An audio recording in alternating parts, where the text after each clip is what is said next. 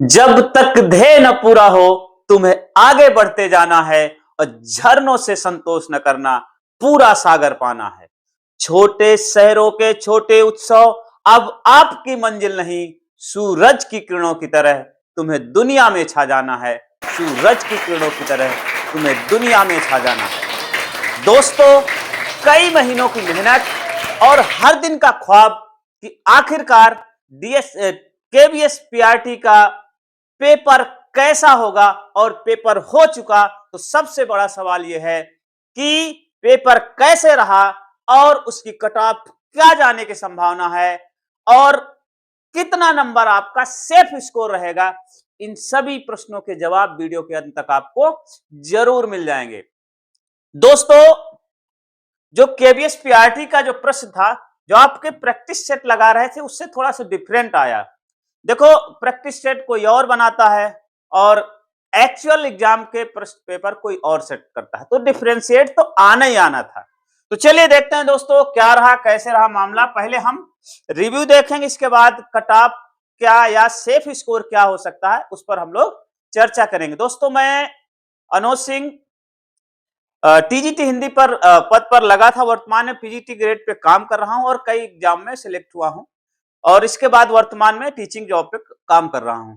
तो मैं आपको एक्चुअल जानकारी उपलब्ध कराने का प्रयास करता हूं। अगर आपको वीडियो अच्छा लगे तो वीडियो को लाइक भी कर देना और चैनल को सब्सक्राइब जरूर कर देना, क्योंकि हम आपके लिए मेहनत करते हैं, तो आपका एक छोटे से लाइक में कुछ नहीं बिगड़ने वाला है। तो दोस्तों, चलिए देखते हैं पेपर कैसा रहा। रीजनिंग की बात करें, 20 प्रश्न आए थे। 20 में 12 प्रश्न के आसपास, ये 12 क्वेश्चन जो थे रीजनिंग के, वो बहुत इजी लेवल के थे, उन्हें आसानी से किया जा सकता था। और 4 प्रश्न जो रीजनिंग के थे, वो लगभग थोड़ा सा मॉडरेट लेवल के थे और 4 प्रश्न के आसपास ही ये डिफिकल्ट लेवल के प्रश्न देखने को मिले। तो ओवरऑल ये सेक्शन बहुत कठिन नहीं कहा जा सकता। मैथ की बात करें, मैथ थोड़ा टाइम टेकिंग सेक्शन पोर्शन था, लेकिन 10 क्वेश्चन के आसपास इसमें भी इजी प्रश्न देखने को मिले। 10 प्रश्न के आसपास मैथ में बहुत ही इजी प्रश्न देखने को मिले और 5 प्रश्न के आसपास मॉडरेट प्रश्न देखने को मिले और 5 प्रश्न के आसपास ही डिफिकल्ट लेवल के प्रश्न भी देखने को मिलते हैं। अब बात करते हैं, सबसे ज्यादा जो चौंकाया है वो जीके पोर्शन ने सबसे ज्यादा परेशान किया है। इस बार का जीके पोर्शन बहुत परेशान किया है। प्रश्नों के पैटर्न, प्रश्नों को ऐसे पूछा है, आपका जीके द करंट बेस ज्यादा था, इसलिए इसमें 5 से 6 प्रश्न कह सकते हैं उनको इजी लेवल के थे और लगभग 5 प्रश्न के आसपास मॉडरेट लेवल के थे, बाकी डिफिकल्ट लेवल के थे। यहां यह सेक्शन काफी परेशान करने वाला था। तो दोस्तों, यहीं से इसके बाद कंप्यूटर की बात करें, कंप्यूटर में से 10 प्रश्न बहुत इजी लेवल के थे और 10 प्रश्न आसानी से किए जा सकते थे।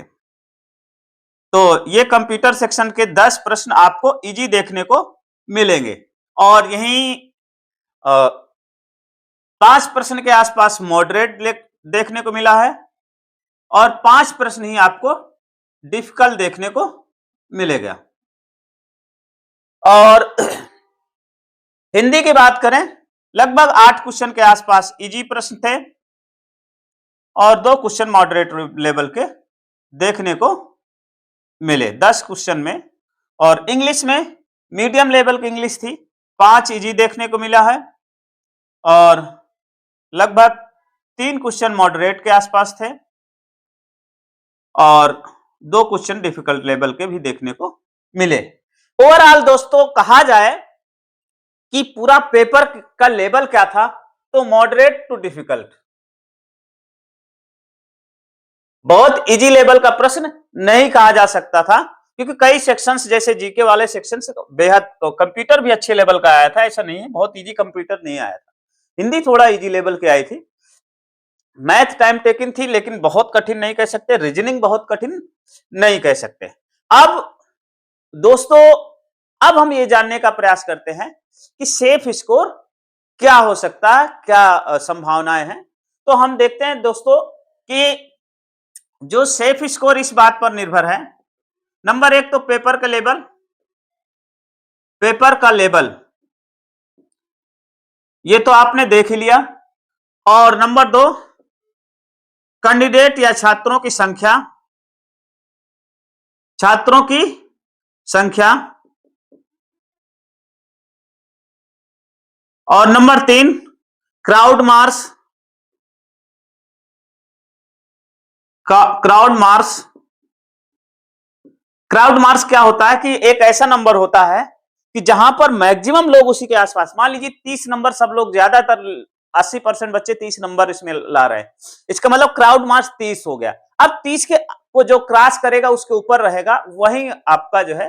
अब मान लीजिए अधिकांश बच्चे 70 नंबर ला रहे हैं, तो 70 क्राउड मार्क्स हो गया, इसका मतलब 70 से मेरी नीचे जाएगी नहीं, उस क्राउड मार्क्स से ऊपर जाएगी। अगला जो पदों की संख्या,